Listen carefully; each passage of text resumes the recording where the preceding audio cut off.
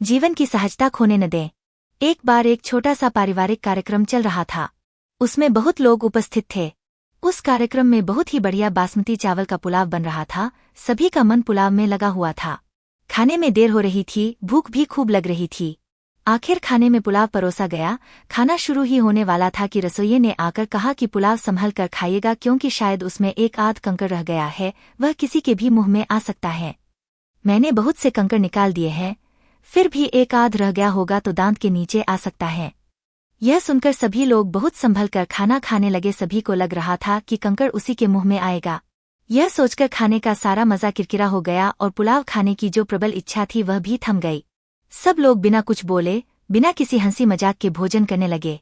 जब सबने खाना खा लिया तब उन्होंने रसोइये को बुलाया और पूछा कि तुमने ऐसा क्यों कहा था, जबकि कंकड़ तो भोजन में था ही नहीं, हम में से किसी के भी मुंह में नहीं आया।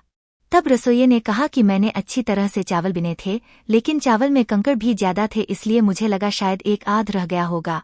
यह सुनकर सब एक दूसरे की तरफ देखने लगे। खाने के बाद किसी को कुछ भी अच्छा नहीं लग रहा था। सब निराश हो गए थे, क्योंकि सभी का ध्यान कंकड़ में था। खाने का स्वाद कोई भी नहीं ले पा रहा था, इसलिए सब निराश हो गए।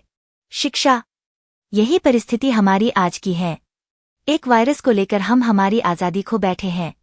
हर वस्तु, व्यक्ति, प्राणी पर शंका कर रहे हैं।